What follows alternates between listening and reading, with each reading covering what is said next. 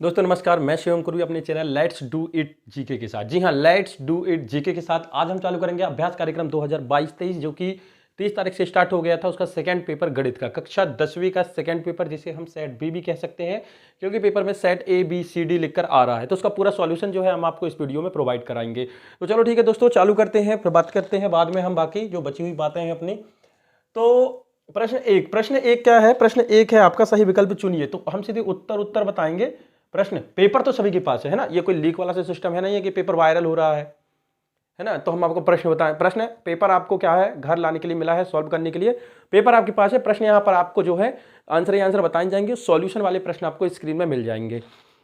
लिखा है पहले का आंसर जो है दोस्तों वो होगा 5। कितना होगा? 5। दूसरे का आंसर है ना, दूसरे का आंसर अल्फा प्लस बीटा हो जाएगा माइनस बी बटे ए। अब हम यहाँ ऑप्शन भी नहीं लिख रहे हैं, आप देख लीजिएगा कि ए बी सी डी किसका है, माइनस बी अपॉन ए। अब कह रहा कोई हल नहीं की कंडीशन क्या होगी, तो हो जाएगी a1 बटे a2 बराबर होगा b1 बटे b2 के, लेकिन b1 बटे b2 बराबर नहीं होगा c1 अपॉन c2 के। चौथे की बात करें तो ये पूछ रहा है कि सारवंतर क्या होगा। क्या होगा? सारवंतर क्या होगा? सारवंतर हो जाएगा दोस्तों -2। सारवंतर का मतलब देखिए, जितने भी एमसीक्यू है बहुत ही आसान है। दूसरी बात सबसे इंपॉर्टेंट चीज ये है कि एमसीक्यू में जो कि 50% पोर्शन है वो सॉल्व करने के लिए दिया है। तो ये कैसे सॉल्व होता है, उसका आंसर कैसे आता है, जैसे ही आपके पेपर 11 तारीख को खत्म हो जाएगी पूरा का पूरा हम आपको बाकायदा विधिवत से आराम से समझा देंगे। ठीक, ये तो सिर्फ आपको नोट करने के लिए है। उसके बाद करते हैं पांचवा कह रहा है कि बराबर सामने की भुजा क्या होगी, तो उसके सामने की भुजा होगी 90 की। कितने की होगी? 90 की। छठवें प्रश्न की बात करें कि मिलाने वाले रेखाखंड के मध्य बिंदु के निर्देशांक क्या होंगे। तो दोस्तों मध्य बिंदु के निर्देशांक जो होंगे दोस्तों, यहां पर हम आपको बता दें मध्य बिंदु के निर्देशांक होंगे -1 और 1। तो ये तो हुआ पहला क्वेश्चन। बात करते हैं दूसरे क्वेश्चन की। क्वेश्चन नंबर 2 है रिक्त स्थान की पूर्ति कीजिए। तो हम सिर्फ उत्तर लिख रहे हैं। क्या लिख रहे हैं? उत्तर, आंसर। तो पहले की बात करें तो लिखा है कौन सी संख्या है, तो पहली जो संख्या है वो अपरिमेय संख्या है। कैसी है? अपरिमेय संख्या है। दूसरे की बात करें हम, दूसरे की है ना, इसी का दूसरा कह रहा है कि px को हम क्या कहेंगे? बहुपद का शून्य कहेंगे, या तो हम शून्य कह सकते हैं। और भी कोई आंसर है इसका तो आप हमें कमेंट बॉक्स में जरूर बताएं। तीसरा है कि द्विघाती समीकरण के मूल वास्तविक और समान है तो विभक्ति का मान कैसा होगा? 0 होगा। कैसा होगा? 0 होगा। चौथा है वे सभी आकृतियां समरूप कहलाती हैं। क्या कहलाती हैं? समरूप। इसकी की पूरी थ्योरी जो है हम आपको अच्छे से समझा देंगे दोस्तों। उसके बाद हम अभी ये चौथे की बात हुई थी, तो चौथे में दोस्तों चौथे में समरूप नहीं है, चौथे में 10वां पद पूछ रहा है, तो हम इसको लिख सकते हैं a + 9d। ये तो हम बहुत पहले बता चुके हैं आपको। पांचवा है समरूप, और छठवा है किस अक्ष पर स्थित होगा, तो ये होगा दोस्तों y अक्ष पर, क्योंकि x निर्देशांक जो है 0 है। क्या है? x निर्देशांक 0 है। हम आ गए, फिर से बहुत जल्दी आ गए प्रश्न नंबर 3 पर। किसमें? प्रश्न नंबर 3 में। प्रश्न नंबर 3 देखते हैं। कह रहा है सही जोड़ी मिलाइए। चलो ठीक है, ये बोल रहा है तो हम मिला ले रहे हैं सही जोड़ी। हम स्तंभ वापस लिख रहे हैं, मतलब सेकेंड स्तंभ लिख रहे हैं, स्तंभ पहला नहीं लिख रहे हैं, उत्तर वाला लिख रहे हैं आपको, लेकिन कॉपी में दोनों लिखने हैं। लिखा है sec² थीटा -1 पहला, sec² थीटा -1, sec² - θ1 = होता है tan² थीटा। क्या होता है? tan² theta. दूसरा दिया है cot थीटा, ये होता है 1/tan थीटा। क्या होता है? 1/tan theta. तीसरा दिया 1 - sin² थीटा, ये होता है cos² थीटा। फिर उसके बाद आपको चौथा दिया है अर्धवृत्त का क्षेत्रफल, मतलब आधे वृत्त का क्षेत्रफल πr²। फिर उसके बाद देखो पांचवे की बात में आ गए अपन। पांचवे में वृत्त की परिधि क्या होती है, ये तो पहले सेट में भी था 2πr। छठवें की बात करें, हम यहां लिखे दे रहे हैं छठवां, नीचे देखिएगा नहीं। मूल बिंदु के निर्देशांक होते हैं 0 0। यह हुआ आपका प्रश्न नंबर 3। कोई समस्या तो नहीं। प्रश्न नंबर 4 की बात करते हैं। आप स्क्रीनशॉट ले लीजिएगा या फिर से वीडियो को पुश करके नोट कर लीजिएगा। वीडियो को पुश करना है, पुश रोकना है कुछ सेकंड के लिए, जिससे आप इनके आंसर लिख सके। दिख तो रहा है ना क्लियर? आप कमेंट बॉक्स में जरूर बता दीजिए दोस्तों कि आपको ये क्लियर दिखता है, या फिर और बड़ा लिखें जिससे कि एक बोर्ड में सिर्फ एक ही सवाल हो पाए। एक शब्द में उत्तर, थेल्स प्रमेय का कथन। ये थेल्स प्रमेय का कथन है, हम लिखने वाले नहीं है यहाँ पर से थेल्स प्रमेय का। फिर भी देखो, चलो ठीक है, बहुत बड़ा है दोस्तों। थेल्स प्रमेय का कथन आप देख लीजिएगा। थेल्स प्रमेय क्या कहती है, समझा भले दे रहे हैं कि यदि कोई त्रिभुज है, किसी त्रिभुज से A B और C, तो त्रिभुज की किसी एक भुजा के समांतर यदि एक लाइन खींची जाए तो बाकी की बची हुई दो भुजाओं को जब दो बिंदुओं पर प्रतिच्छेद करती है तो ये दो बिंदु उन दोनों भुजाओं को समान अनुपात में विभाजित करते हैं। इसे हम थेल्स प्रमेय कहते हैं। उसके बाद देखो दोस्तों, दिया है दूसरा है कि आपसे सूर्य का उन्नयन कोण कितना होगा, ये पूछ रहा है। किसका? सूर्य का उन्नयन कोण कितना होगा? तो सूर्य का उन्नयन कोण जो है होगा, दूसरे की बात कर रहे हैं, 30 अंश होगा। कितना होगा? 30 अंश होगा। कैसे होगा वो हम आपको अगली वीडियो में बताएंगे। उसके बाद है नेक्स्ट है दोस्तों इसी का तीसरा, विविक्तिकर का सूत्र लिखिए। अभी आया था विविक्तिकर, तो डी इज इक्वल टू होता है बी स्क्वायर माइनस 4ac। कितना होता है? D is equal to B square minus 4ac। आई भी हो गया? नहीं हुआ। वृत्त की एक छेदक रेखा वृत्त को कितने बिंदुओं पर प्रतिच्छेद करती है? तो अच्छा सॉरी, 2 बिंदुओं पर प्रतिच्छेद करती है। कितने पर? 2 बिंदु पर। 2 बिंदुओं पर प्रतिच्छेद करती है। कितने? 2 बिंदुओं पर। पांचवें की बात करें, शंकु के आयतन का सूत्र 1/3 पाई आर स्क्वायर एच। छठवां लास्ट इसका कि समांतर माध्य क्या होगा? तो इसका समांतर माध्य होगा 4। कैसे निकालते हैं? सभी को जोड़ देना, 5 का भाग दे देना, तो आपका समांतर माध्य जो है आ जाएगा। अरे अब हम क्या करें दोस्तों, यहां पर से असत्य असत्य बस तो बचा ही है, यहीं लिख लूं क्वेश्चन नंबर 5। फिर जैसे प्रश्न नंबर 5 होता है, छठवें से हम पूरा प्रश्न नंबर 23 तक कहां जाएंगे? पूरा का पूरा सॉल्यूशन करेंगे। वीडियो को आप कहीं पर भी स्किप ना करें, पूरा का पूरा वीडियो को सॉल्यूशन, पूरा पेपर का सॉल्यूशन आपको इसी वीडियो में मिल जाएगा। और आपको सॉल्यूशन की पीडीएफ में मिल जाएगी टेलीग्राम पर। कहां पर? टेलीग्राम पर, जिसका चैनल का नाम हम आपको बीच में बताएंगे। प्रश्न नंबर 5 कह रहा है, सत्य असत्य बताइए। यदि ए बी सी ए पी में है तो बी बराबर से ए प्लस सी अपॉन 2 होगा। सत्य है कथन पहला। चलो ठीक है। दूसरे की बात करते हैं। दूसरा दिया है, निश्चित घटना की प्रायिकता का मान 1 होता है। ये भी सत्य है। तीसरे की बात करें, चलो ठीक है, आप बोल रहे हैं तो करे ले रहे हैं। गोले का संपूर्ण पृष्ठीय क्षेत्रफल पाई आर स्क्वायर होता है। असत्य भैया, ये तो वृत्त का है, गोले का नहीं है। किसका है? वृत्त का है। चौथा, किसी वृत्त की अनंत स्पर्श रेखाएं हो सकती है। जी हाँ, किसी वृत्त की अनंत स्पर्श रेखाएं खींची जा सकती है। पांचवा, यदि किसी घटना की प्रायिकता होगी तो वह 0 और 1 के बीच में होगी। ये भी सत्य है भाई, प्रायिकता का मान 0 और 1 के बीच में होता है। छठवीं की बात कर रहे हैं, अवनन कोण बनाएगी। असत्य भाई, ऊपर देखोगे तो उन्नयन कोण बनेगा। आप क्षैतिज रेखा के ऊपर देखोगे तो उन्नयन कोण बनेगा। इसका आप स्क्रीनशॉट ले लीजिए, स्क्रीनशॉट ले लीजिए। उसके बाद हम चालू करते हैं दोस्तों आपका सॉल्यूशन, जिसकी सबसे ज्यादा जरूरत है आपको। ठीक, क्लियर है? समझ में आ रहा है हम क्या बोल रहे हैं? भले स्पीड से बोल रहे हैं। अगर आपको कहीं भी दिक्कत होती है, कहीं परेशानी होती है, तो आप जरूर बताएं। स्पीड हम कम कर देंगे। स्पीड ज्यादा इसलिए है मित्रों, जिससे कि कम समय में हमें ज्यादा मटेरियल मिल सके। प्रश्न नंबर 6 दोस्तों, प्रश्न नंबर 6 आपको HCF दिया है 2 नंबरों का। कौन कौन से नंबर है ये दोस्तों? 306 और गुणा न लगाएं, है ना, 306 और 657। इसका HCF दिया है 9। तो आपको जो है LCM निकालना है। किसका? 306 और 657 का। ये आपको 2 संख्याएं दी हैं, उनका HCF दिया है, उनका LCM निकालना है। मतलब महत्तम समावर्तक दिया है, लघुत्तम समावर्तक आपको निकालना है। सूत्र होता है दोस्तों LCM गुणित HCF बराबर फर्स्ट नंबर, अरे इंग्लिश में क्यों बोल रहे हैं, पहली संख्या गुणित दूसरी संख्या। क्या है? दूसरी संख्या। तो भाई LCM आपको तो दिया है नहीं है, वो तो आपको निकालना है। HCF दिया है 9। पहली संख्या कितनी है? 306। दूसरी संख्या कितनी है? 657। LCM चाहिए, निकाल ले रहे हैं, कोई बात ही नहीं है। LCM ये गुणा का था तो भाग में चला गया। 306 गुणित 657 बटे 9, तो ये हो गया LCM बराबर। अब काट दो, कट जाए तो कटेगा, क्यों नहीं कटेगा? ये देखो काटते हैं। 3 तिरका 9, 3 एकम 3, 3 शून्यम 0, 3 दूनी 6। ये भी कट जाएगा दोस्तों 3 से। 3 तिरका 9 और 3 चौके 12, तो आ गया 34 गुणित 657। तो LCM निकालना था ना, तो गुणा कर लो इन दोनों का, और 34 का 657 का, तो आएगा 22,338। 22,338 यही जो है आपका ना उत्तर होगा। क्या होगा? उत्तर। स्क्रीनशॉट लेते जाइए या फिर वीडियो को पुश करिए, उसको नोट कर लीजिए। पुश करेंगे तो नोट ही करेंगे, ठीक। उसके बाद प्रश्न नंबर 7 की बात करें, HCF निकालना है। हाँ, सभी प्रश्नों के एक एक प्रश्न कराएंगे, क्योंकि आपको सिर्फ एक लिखना है। पूरा सॉल्यूशन आपको हम बता रहे हैं पेपर के बाद दे देंगे, आप अभी नोट करें, क्योंकि एक दिन में 2 पेपर मिल रहे हैं, ठीक है। प्रश्न नंबर 7, प्रश्न नंबर 7 में संख्याएं हैं 12, 15 और 21। इसका HCF महत्तम समावर्तक, गुणनखंड निकालो 12 का। क्या होता है? 2 गुणित 2 गुणित 3, 2 दूनी 4, 4 तिहाई 12, ठीक है। 15 का भी निकाल लो भाई, 3 गुणित 5। 21 का भी निकाल लो, ये छोटी छोटी संख्याओं के महत्तम समवर्तक आपको याद होनी चाहिए, है ना, निकालने में। 3 गुणित 7, 3 गुणित 7। अब हमें HCF चाहिए, तो HCF क्या होता है, पेयर जो सभी संख्याओं में होती है। देखो 3 यहाँ भी है, 3 यहाँ भी है, 3 यहाँ भी, और ऐसी कोई संख्या नहीं चाहिए तीनों में हो, तो इसका HCF हो गया आपका 3। कितना हो गया, 3। इसको भी आप नोट कर लीजिए।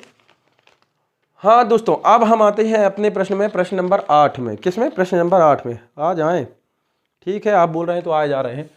प्रश्न नंबर 8 क्या कह रहा है, आपको अल्फा प्लस बीटा दिया है। ये सॉल्यूशन से चालू कर रहे हैं हम। अल्फा प्लस बीटा और अल्फा इंटू बीटा दिया है, शून्यकों का योगफल और गुणनफल। शून्यकों का योगफल -3 दिया है और गुणनफल जो है 2 दिया है। द्विघातीय बहुपद आपको बनाना है, तो समीकरण होता है x² minus alpha plus beta into x plus alpha into beta.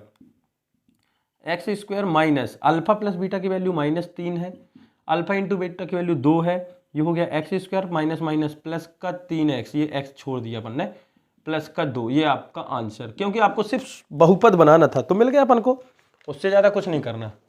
2 number में और कितना करेंगे आप, 2 नंबर के हिसाब से बहुत है, ठीक है। अब जो क्वेश्चन पहले से ही खिंचा खिंचाया है उसको हम छोटा नहीं कर सकते। प्रश्न नंबर 9 है, शून्यक निकालने हैं। एक बहुपद दिया है, तो नाम दे दो, माना बहुपद PU है। अरे x मानते हैं सर, आप U क्यों लिख रहे हैं, क्योंकि जो समीकरण है वो U में दिया है।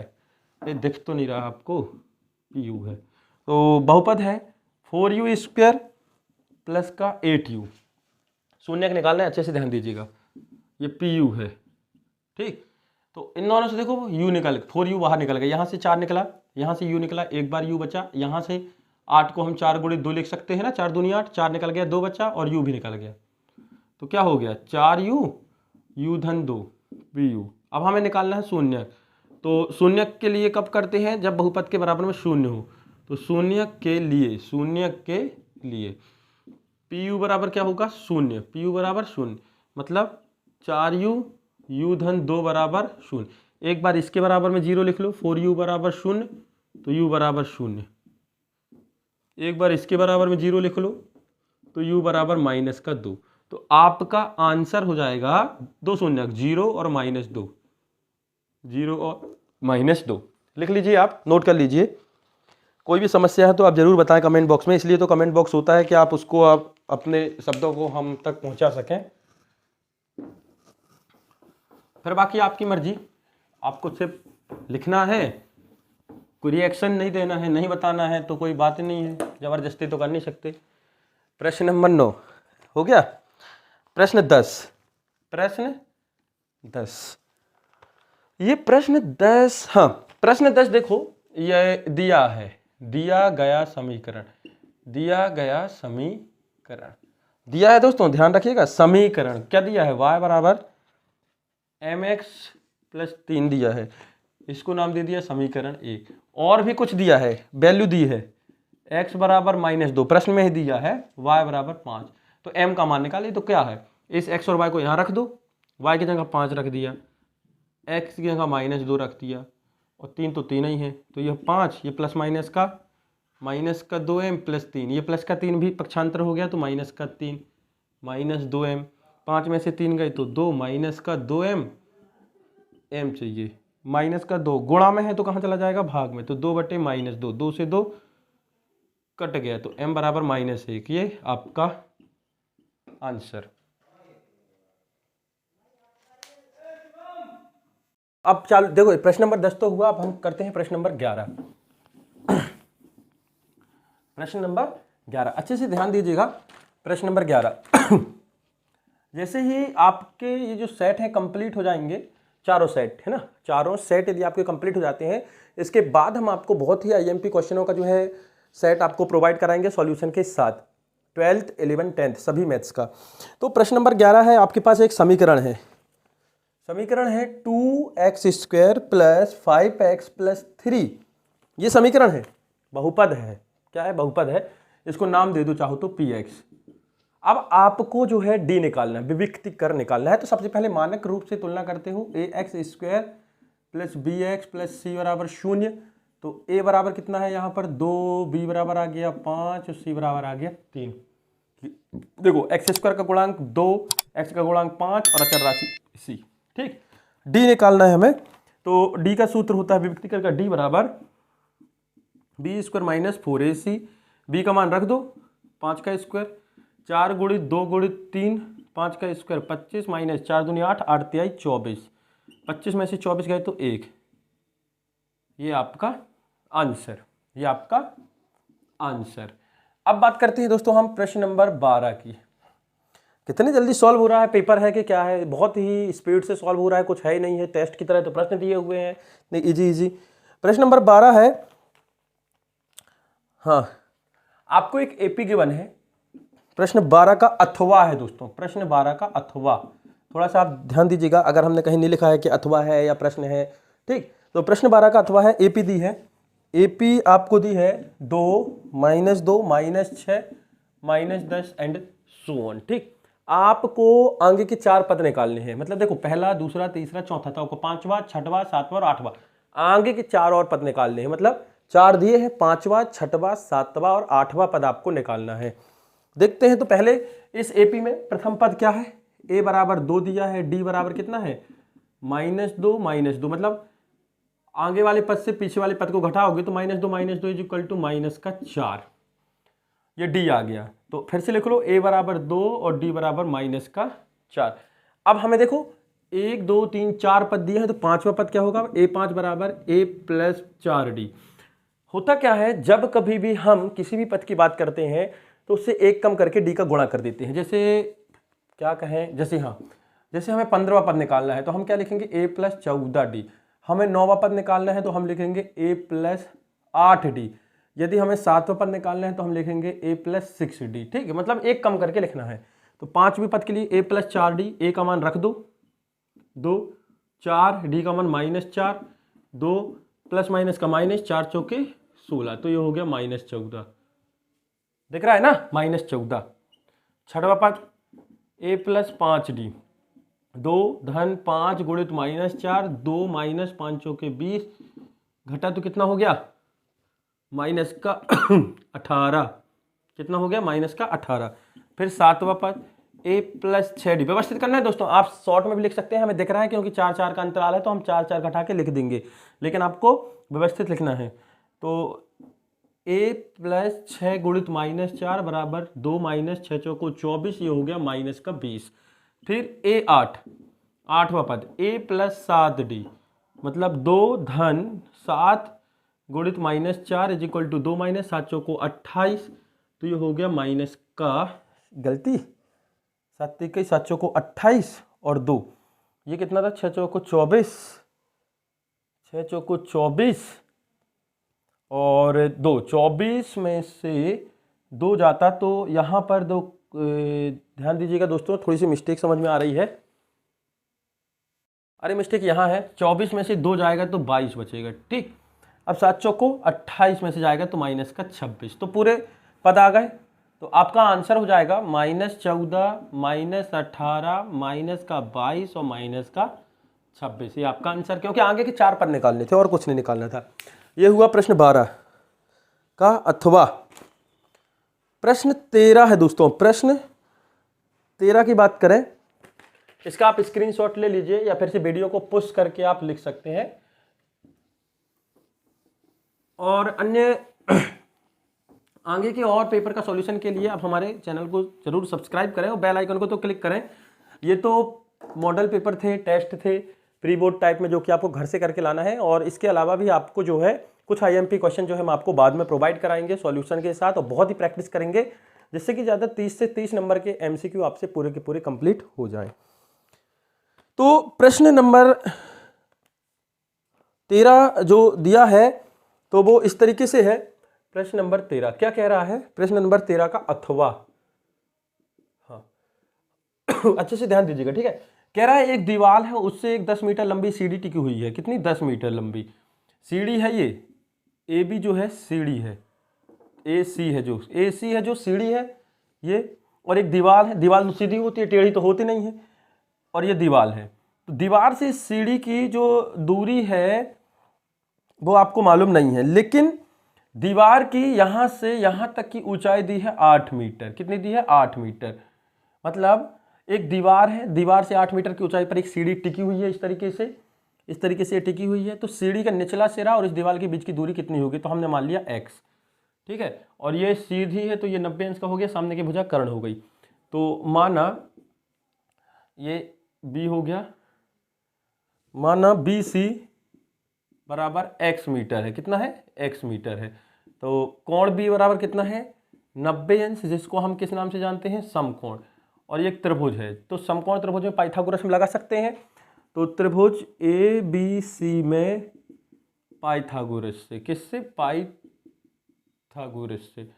पाइथागोरस क्या होता है, AB का स्क्वायर, मतलब सॉरी AB का स्क्वायर नहीं यार, AC का स्क्वायर, कर्ण का स्क्वायर, AC का स्क्वायर बराबर AB का स्क्वायर, लंब का स्क्वायर, प्लस BC का स्क्वायर मतलब आधार का स्क्वायर। ये वाला मान दिया है AC का 10, 10 का स्क्वायर।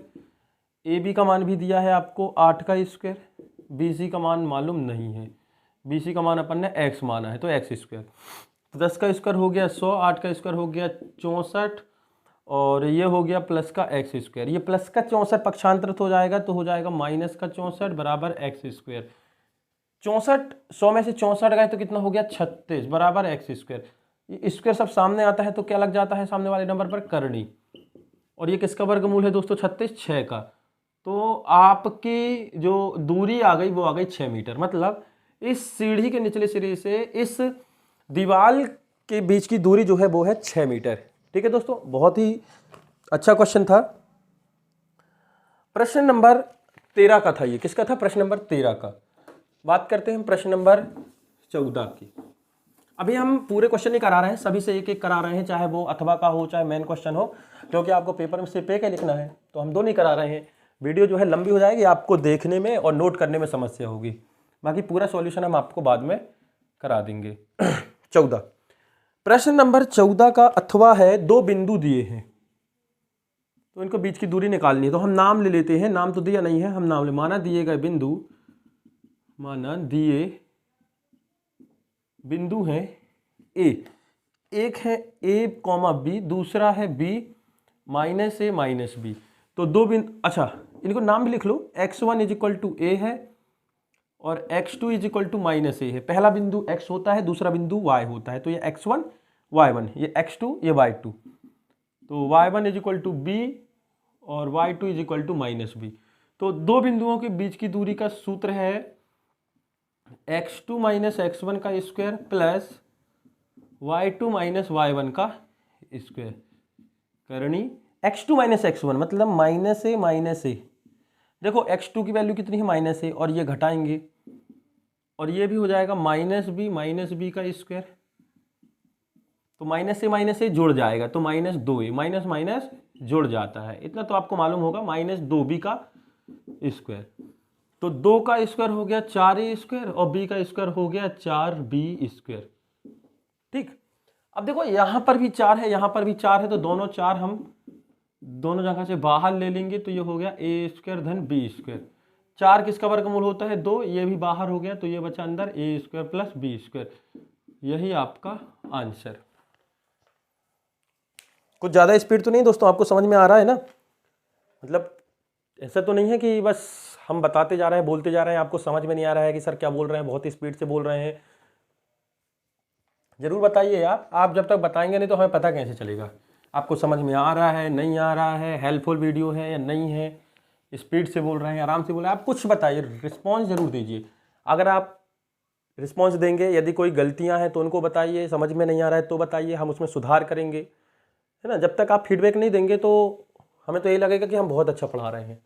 फीडबैक देना बहुत जरूरी है दोस्तों। प्रश्न 15,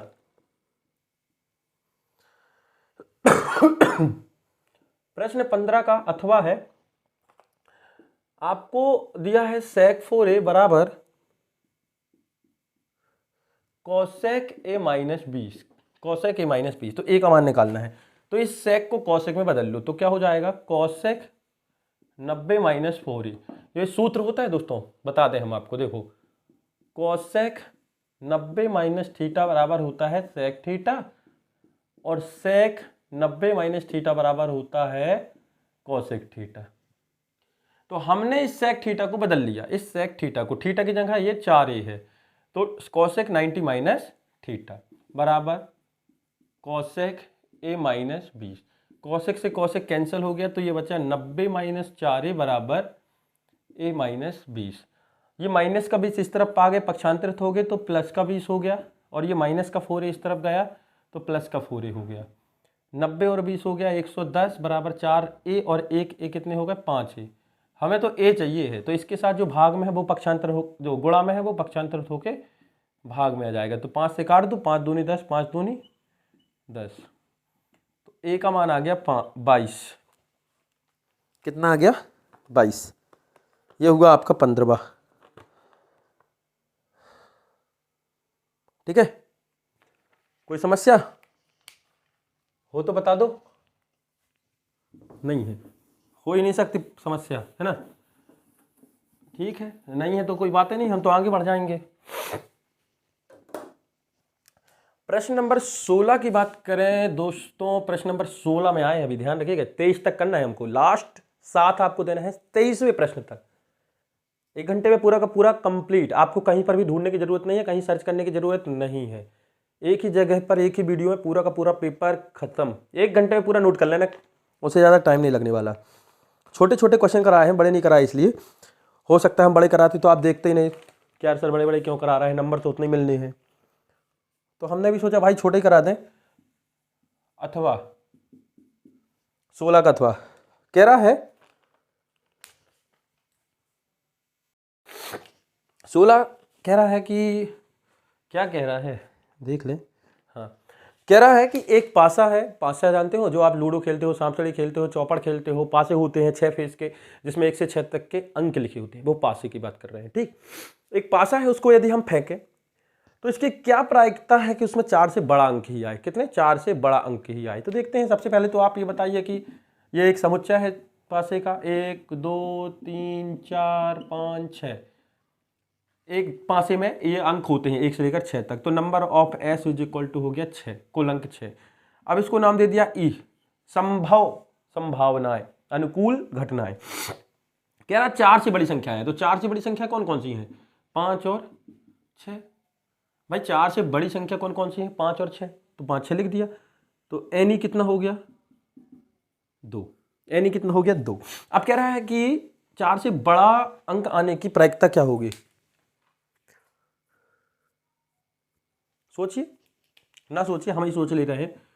तो P बराबर होता है एन ई बटे एन एस। सॉरी दोस्तों, एन ई बराबर एन एस। अनुकूलतम घटना कितनी है 2, कुल घटनाएं कितनी है 6। हमेशा हर में कुल नंबर आते हैं, मतलब टोटल संख्याएं आती है। तो 2 से काट दो, 2 तिहाई 6, P बराबर 1/3। तो ये आपका आंसर। इस तरीके से व्यवस्थित लगना, तब 2 नंबर मिलेंगे। आप क्या सोच रहे हो, 2/6 किया, 1/3 आया आपको आंसर। तो ये हुआ 16वें का अथवा 17वां। देखते हैं प्रश्न नंबर 17 है, अथवा नहीं है, ठीक है, 17वां ही है। कह रहा है एक सिक्के को यदि हम उछालें, एक सिक्के में जो है 2 संभावनाएं होती हैं, या तो हेड आता है या तो टेल आता है। तो ये हो गया हेड और टेल, एक सिक्के की बात हो रही है, क्योंकि कितने, एक। तो एनएस हो गया, जो कुल संभावना है 2। अब कह रहा है कि यदि हम इसको फेंके तो हेड आए, इसकी क्या प्रायिकता, तो हेड एक ही बार है दोस्तों, तो हम डायरेक्ट लिख ले रहे हैं PE1 इज इक्वल टू एक बार, और कुल संभावना 2, तो 1/2, ये पहला हुआ। ठीक है, फिर कह रहा है कि टेल आने की क्या प्रोबेबिलिटी है या क्या प्रायिकता है, इसको नाम दे दिया P2। टेल भी एक ही बार है, तो 1/2, तो ये आपका आंसर। पहले वाले पेपर में भी था, सेट फर्स्ट में भी था ये सॉल्यूशन, आप स्क्रीनशॉट ले लीजिए या आप पुश करके आप लिख सकते हैं, और अच्छे से देख लीजिए कहीं गलती ना हो। गलतियां बहुत होती हैं दोस्तों हमसे, क्योंकि ठीक है। प्रश्न 18 है मित्रों। प्रश्न 18 क्या कह रहा है, बहुत ही अच्छा प्रश्न है, ऊंचाई और दूरी से संबंधित एक अध्याय 9 का जो है ये प्रश्न है। देखते हैं, है तो बहुत अच्छा लेकिन बहुत ही ईजी है। कह रहा है कि धरती पर एक मीनार ऊर्ध्वाधर खड़ी है। मीनार खड़ी है, अरे मीनार खड़ी ही रहेगी, ठीक है, मीनार खड़ी है, इसको नाम दे दिया ए बी। धरती पर एक मीनार जो है ऊर्ध्वाधर खड़ी है धरती के एक बिंदु से, धरती के एक बिंदु से, मान लो ये सी बिंदु से पाद बिंदु से और ये जो बिंदु है इस मीनार से 15 मीटर दूरी पर है। कितने? 15 मीटर दूरी पर है। ये प्रश्न में दिया हुआ है। मीनार के शिखर का उन्नयन कोण, मतलब मीनार के शिखर को देखो तो उन्नयन कोण जो है 60 डिग्री का बन रहा है। कितने का? 60 डिग्री का। तो मीनार की ऊंचाई निकालनी है। अपन ने मीनार की ऊंचाई मान ली भाई, कोई बड़ी बात है क्या? h। तो माना मीनार ए बी बराबर h मीटर। अब जो दिया है वो लिख लो। दिया है बी सी बराबर 15 मीटर और थीटा बराबर 60 डिग्री। तो त्रिभुज ए बी सी में, त्रिभुज ए बी सी में, तो ये तो देखो ऊर्ध्वाधर खड़ी है मतलब 90 अंश का, और इसके सामने की भुजा क्या हो गई? कर्ण। ये हो गई लंब, ये हो गई आधार। ऐसा लिखता तो नहीं है, चित्र में लिखना नहीं है आपको, ये हम आपके लिए बता रहे हैं, ठीक है। ये लंब हो गया। अब देखिए बहुत ही अच्छा है, यहाँ पर आपको सिर्फ दो भुजाएं लेनी है, एक तो जो निकालनी है और एक जो दी होती है। इसके पहले वाले सेट में भी हमने बताया था और बहुत सारे प्रश्नों में हमने आपको बताया कि आपको दो साइड लेनी रहती है। तो वो कौन सी दो साइड लेनी है? एक जिसका मान आपको निकालना रहता है और जिसका मान दिया है। तो ये वाली भुजा जिसका मान निकालना है कौन सी है? A B. जिसका मान दिया है वो क्या है? B C. तो ये हो गया लंब, ये हो आधार। तो लंब बटे आधार सूत्र होता है टेन का, तो ये हो गया टेन थीटा। थीटा का मान दिया है 60, ए बी का मान अपन ने एच माना है, बी सी का मान 15 दिया है। टेन 60 की वैल्यू होती है √3, एच हो गया एच अपॉन 15। तिर्यक गुणा कर दोगे तो हो जाएगा 15 करणी 3 बराबर एच। ये आपका आंसर। यहाँ पर मीटर जरूर लिख लीजिएगा, क्या लिखना है? 15 करणी 3 मीटर। ठीक, ये आपका आंसर है। देख लीजिए अच्छे से, कहीं कोई गलती गलती ना हो।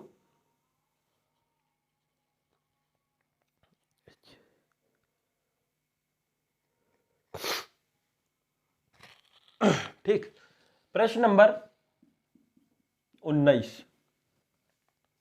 प्रश्न नंबर 19, प्रश्न नंबर 19 का अथवा है दोस्तों। प्रश्न नंबर 19 का अथवा है। यह प्रश्न 18 ही था, तो ये प्रश्न नंबर 19 का अथवा है। उसमें लिखा है दो सकेंद्री वृत्तों की त्रिज्याएं। दो सकेंद्री वृत्त है। सकेंद्री वृत्त मतलब होता है ऐसे वृत्त जिसमें कि जीवा अलग, केंद्र एक ही होता है, त्रिज्याएं अलग अलग होती है। मान लो कि ये कोई 2 या 3 वृत्त हैं जिनका केंद्र जो है यही बिंदु रहेगा, ये ओ बिंदु जो है उसका केंद्र है, तो इसकी त्रिज्या अलग है, बड़े वाले की त्रिज्या अलग है, उससे बड़ी वाले की त्रिज्या अलग है। मतलब केंद्र एक हो और बहुत सारे वृत्त उस केंद्र को लेकर अलग अलग त्रिज्या पर खींची जाए तो वो सकेंद्रीय वृत्त कहलाएगा, जिसके सभी वृत्तों का केंद्र एक होगा। तो कह रहा है कि दो सकेंद्रीय वृत्त हैं, एक पहला ये हो गया और दूसरा ये हो गया, इसकी केंद्र बिंदु O है। ठीक, हाँ। अब एक चीज और दोस्तों, कह रहा है कि बड़े वृत्त की जीवा, बड़े वृत्त की जीवा, तो बड़ा वृत्त हो गया आपका C1 और छोटा वृत्त हो गया C2, सर्कल 1 सर्कल 2। तो बड़े वृत्त की जीवा, अब जीवा क्या होता है? जीवा वृत्त की परिधि पर स्थित दो बिंदुओं को मिलाने वाली रेखा जीवा कहलाती है। क्या कहलाती है? जीवा। परिधि पर कहीं पर भी यदि दो बिंदु हो तो उनको मिलाने वाली रेखा जीवा कहलाती है। तो क्या कह रहा है कि बड़े वृत्त की जीवा, इसको अपन ने नाम दे दिया ए बी, जो कहां पर? छोटे वाले वृत्त को टच करके जाती है, काट नहीं रही है, टच करके जा रही है। वो मेरे से कट गया, सिर्फ स्पर्श करके जा रही है। तो आपको इस जीवा की लंबाई निकालनी है। तो बड़े वृत्त की त्रिज्या हो गई आपकी 5 मीटर। कितने दी है? 5 सेंटीमीटर, मीटर नहीं है, 5 सेंटीमीटर। और छोटे वृत्त की त्रिज्या हो गई 3 सेंटीमीटर। कितनी हो गई? 3 सेंटीमीटर। देखो तो ये हो गया लंब। देखते हैं अपन, ठीक है। माना C1 की त्रिज्या R1 is equal to 5 centimetre. माना भी नहीं है, दिया ही लिख लो सीधी, काय के लिए माना तो है नहीं, दिया है। दिया है C1 की त्रिज्या R1 is equal to 5 centimetre, C2 की त्रिज्या R2 बराबर 3 सेंटीमीटर। ये देखो बड़े वाले वृत्त की बात कर रहे हैं, जो केंद्र से बड़े वृत्त की परिधि तक जाएगी बड़े वृत्त की त्रिज्या, और ये इसकी परिधि तक जाएगी तो छोटी वृत्त की त्रिज्या। और ये जो है ई बिंदु पर टच कर रहा है। किस पर? ई बिंदु पर। हाँ, एक प्रमेय और आपने पढ़ा है कि केंद्र से जीवा पर जो रेखा डाली जाती है वो लंब होती है। मतलब केंद्र से परिधि पर या एक बात करें, केंद्र से जीवा पर जो लंब डाला जाता है वो जीवा को 2 बराबर भागों में विभाजित कर देता है। 9th क्लास में आप प्रूव करके आए होंगे कि केंद्र से जीवा पर डाला गया लंब जो होता है उसे 2 भागों में बांट देता है, मतलब ये 2 हिस्से जो है बराबर बराबर हो जाएंगे। ठीक, तो हम कह सकते हैं कि OE जो है लंब है किस पर, AB पर, इस AB पर OE लंब है। अतः BE बराबर EA होगा, BE बराबर EA, मतलब ये भुजा और ये भुजा कैसे होगी, बराबर। तो कोण OEA जो है 90 अंश का है, मतलब समकोण है। अब क्यों समकोण है, क्योंकि लंब शब्द जब भी आता है तो वो 90 डिग्री का कोण बनाता है, या हम बात करें तो केंद्र से परिधि पर जब भी कोई रेखा डाली जाएगी तो वो परिधि के साथ 90 अंश का कोण बनाती है। क्लियर है। अब यहां पर सिर्फ आपको त्रिभुज देखना है और कुछ नहीं देखना है। अब आगे की बात हम बाद में देखते हैं। OEA त्रिभुज में, त्रिभुज OEA में, त्रिभुज OEA में पाइथागोरस प्रमेय से, किससे, पाइथागोरस प्रमेय से, OEA में पाइथागोरस प्रमेय से। तो ये हो गया कर्ण, क्योंकि 90 है, 90 के सामने की भुजा कर्ण कहलाती है। तो ये हो गया आपका OA का स्क्वायर बराबर आधार हो गया EA का स्क्वायर, और ये लंब हो गया OE का स्क्वायर। किसका, OE का स्क्वायर।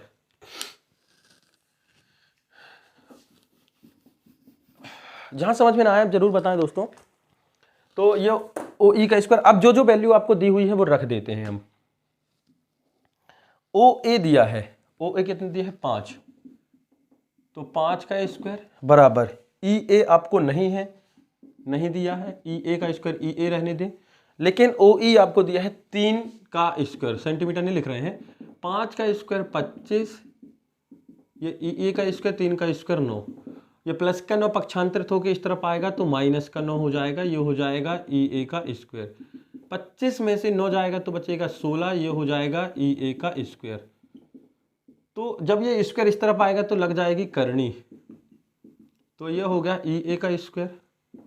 और ये जो करनी 16 दिख रहा है वो वर्गमूल है 4 का, कितना, 4 का, तो EA बराबर हो गया 4, ये हटा दो, स्क्वायर लग गया है ना यहाँ पर। तो EA बराबर 4, लेकिन AB जो होता है वो इन दोनों के मान के बराबर होता है, और ये भुजा बराबर है, मतलब जितनी ये होगी इतनी ही ये होगी, तो ये 2 बार है तो गुणा कर दो, तो व्यास हो जाएगा, भाई ये बड़े वृत्त का व्यास है AB जो इसको टच करके जा रही है, तो व्यास AB बराबर हो जाएगा 2 गुणित EA, तो AB बराबर 2 गुणित 4 सेंटीमीटर, तो AB बराबर 8 सेंटीमीटर, ये आपका आंसर। बहुत ही अच्छे से देखिएगा, बहुत ही अच्छा प्रश्न था, बड़ा नहीं है, वो थोड़ा सा खिंच गया, आप उसको छोटा नहीं कर सकते, इतने स्टेप हैं, इतना ही आपको यूज करना पड़ेगा, जितना आप छोटे करेंगे तो आपके नंबर जो है कम हो जाएंगे, स्टेप के आधार पर नंबर मिलते हैं, इससे ज़्यादा छोटा नहीं हो सकता दोस्तों।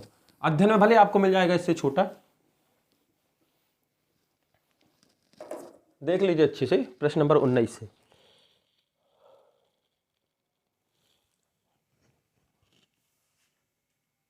ठीक, प्रश्न नंबर 20 की बात करते हैं।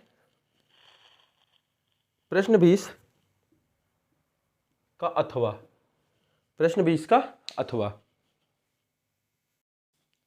प्रश्न 20 दोस्तों एक चित्र है आपको, ये एक वर्ग है और वर्ग में इस तरीके से आधा वृत्त इस तरफ है और आधा वृत्त जो है इस तरफ है। आपको इस छायांकित भाग का क्षेत्रफल निकालना है, और ये ध्यान रखिएगा ये वर्ग के अंदर है, ठीक है, ये वर्ग है A B C और D, इनकी जो भुजाएं हैं वो हैं 14 सेंटीमीटर, कितनी है, 14 सेंटीमीटर की हैं। तो वर्ग में चारों भुजाएं कैसी होती हैं, बराबर होती हैं, तो हम बार बार तो इसको लिखेंगे नहीं, तो दिया है वर्ग की भुजा A बराबर 14 सेंटीमीटर। अब देखो अच्छे से गौर करिएगा, ये आधा वृत्त है, ये आधा वृत्त है, और जब आधे आधे वृत्त मिल जाएंगे तो वो एक पूरा वृत्त बना लेता है, ठीक है, गौर करिएगा। लेकिन यहां से यहां तक की दूरी जो है, इस वृत्त की बात करें यहाँ की चाहे इस तरफ की, वो 14 सेंटीमीटर दी है, मतलब ये वृत्त का व्यास हो जाएगा, जो परिधि के दोनों सिरों पर है वो केंद्र से जाता है। तो व्यास दिया है 14 सेंटीमीटर, तो त्रिज्या कितनी हो जाएगी, व्यास की आधी, मतलब 14/2 सेंटीमीटर बराबर 7 सेंटीमीटर, क्लियर है, मतलब त्रिज्या जो है यहाँ से यहाँ तक की वो 7 सेंटीमीटर हो गई। और आधा वृत्त और आधा वृत्त हो गया पूरा वृत्त। तो छायांकित भाग कैसे निकलेगा? हमारा कहने का मतलब ये है, यदि एक वृत्त है और इससे हम एक छोटे वृत्त को घटा दें तो ये बड़ा एरिया बस बचेगा। उसी तरीके से वर्ग के क्षेत्रफल से इस एक वृत्त के क्षेत्रफल को हम घटा देते हैं, ठीक है। तो छायांकित भाग का क्षेत्रफल हो जाएगा, तो छायांकित भाग बराबर वर्ग का क्षेत्रफल। एक चीज गौर करिएगा दोस्तों कि फिगर जिस ज्यामिति के अंदर रहता है, जिस आकृति के अंदर रहता है, उससे ही आपको घटाना है अंदर वाली आकृति को। तो वर्ग का क्षेत्रफल माइनस वृत्त का क्षेत्रफल, वृत्त का क्षेत्रफल। आप 2 गुणित अर्धवृत्त का क्षेत्रफल का सूत्र भी लगा सकते हैं। वृत्त का क्षेत्रफल, वर्ग का क्षेत्रफल ए स्क्वायर भुजा स्क्वायर, और वृत्त का क्षेत्रफल कितना हो जाएगा? पाई आर स्क्वायर। ए मतलब 14 का स्क्वायर माइनस 22/7 गुणित 7 का स्क्वायर। एक साथ से एक साथ कट गया, 14 का 196 माइनस 22 गुणित 7, तो 196 माइनस 7 दूनी 14, 7 दूनी 14 और 1 15। 196 में से 154 जाएगा तो बचेगा 42 सेंटीमीटर स्क्वायर। कितना बचेगा? 42 सेंटीमीटर स्क्वायर। आप और अच्छे से घटा के देख लीजिएगा, ये आपका आंसर। तो ये तो हुआ दोस्तों आपका प्रश्न नंबर कहाँ तक? प्रश्न नंबर 20 तक, ठीक है। प्रश्न नंबर 20 तक। बात करते हैं हम प्रश्न नंबर 21 की। प्रश्न 21 का अथवा है दोस्तों, आपको 2 समीकरण दिए हैं, इसको नाम दे दिया पहला और इसको नाम दे दिया दूसरा। ये हल से ही है, समझ लो, आप हल करके लिख सकते हैं, प्रश्न लिखने की जरूरत नहीं है। 7x माइनस 15y बराबर 2 और x प्लस 2y बराबर 3। इसको आपकी फेवरेट विधि से हल करना है, मतलब जो बच्चे सबसे ज्यादा पसंद करते हैं। कौन सी विधि पसंद करते हैं आपको तो पता होगा, बोलने की जरूरत नहीं है। तो वो है विलोपन विधि। विलोपन विधि में हम क्या करेंगे? x के गुणांक को बराबर कर लेंगे, x के गुणांक को बराबर। तो यहां पर 7 है और यहां 7 नहीं है, 7 लाना है। तो क्या करेंगे? पूरे समीकरण को 7 से भाग गुणा कर दो। तो समीकरण 1 से समीकरण 2 में 7 का गुणा करके घटाना है। इतना शॉर्ट में लिखना है आपको। समीकरण 1 से घटाना है किसको? समीकरण 2 में 7 का गुणा करके, मतलब इसमें 7 का गुणा कर देंगे तो यहाँ 7 आ जाएगा। आगे क्या होगा उससे हमें मतलब नहीं है, यहां पर 7 चाहिए है। देखते हैं, 7x माइनस 15y बराबर 2, यहाँ गुणा करो, 7x प्लस 14y, 7 दूनी 14 और 7 तिहाई 21, माइनस माइनस माइनस, ये घट गया, ये भी माइनस और ये भी माइनस, तो माइनस माइनस जुड़ गया, तो माइनस का 29y बराबर 2 में से 21 जाएगा तो कितना बचेगा? माइनस का 19, ठीक है ना, 19। तो y चाहिए है, तो माइनस 19 और ये गुणा का नीचे चला जाएगा तो माइनस का 29, तो माइनस माइनस प्लस, तो ये आ गई आपकी एक वैल्यू, y बराबर हो गया 19/29। अब इस y के मान को समीकरण 2 में रख दो, किसी भी में रख सकते हो, एक में भी रख सकते हो। समीकरण 2 में y बराबर 19/29 रखने पर, समीकरण 2 एक बार लिख लो पूरा पूरा, x धन 2y बराबर 3। तो y की जगह रखना है क्योंकि y की वैल्यू आई है, x प्लस 2 गुणित 19/29 बराबर 3। तो ये हो गया परिमेय संख्या। अच्छा अभी नहीं आएगा, ठीक है। तो x बराबर नहीं, x धन 19 दूनी 38, 38/29 बराबर 3। अब देखो ये जो है चर राशि है, ये अचर है, तो x वाले को एक तरफ रखो, बिना x वाले को एक तरफ कर दो, तो 3, ये प्लस का इस तरह जाएगा तो माइनस का हो जाएगा 38/29। एलसीएम परिमेय संख्या का जोड़ना घटाना, तो ये एलसीएम आया 29, 29 से 3 का गुणा करोगे, 9 तिहाई 27, 3 दूनी 6, 6 और 2 8, 87 माइनस 38। परिमेय संख्याओं का जोड़ना घटाना है दोस्तों, आप देख लीजिएगा, 7 तो ये हो गया 9 और ये हो गया 49, तो 49/29। तो x का मान आ गया आपका 49/29 और y का मान आ गया आपका 19/29। ये हुआ आपका प्रश्न नंबर 21 का हल। ठीक, देखते हैं दोस्तों अगला प्रश्न। यहां तक तो शायद कोई समस्या नहीं होगी आपको, फिर भी यदि हो तो आप बताइएगा, हम सुधार करेंगे अगले पेपर में। थोड़ी सी भी यदि आपको समस्या हो तो आप बताएं, हम भी सुधार करेंगे। हम भी चाहेंगे कि हम ज़्यादा से ज़्यादा अच्छा से अच्छा आपको प्रोवाइड करा सकें। तो प्रश्न नंबर 23, प्रश्न 22 है इसके बाद। प्रश्न 23 का अथवा बहुलक बहुत ईजी होता है, इसलिए बहुलक निकाल रहे हैं, माध्य निकाल रहे हैं, ठीक है। तो आयु दी है वर्षों में, हम पूरा पूरा जो है टेबल नहीं बनाएंगे, तो लिखा है 5 15, 15 25,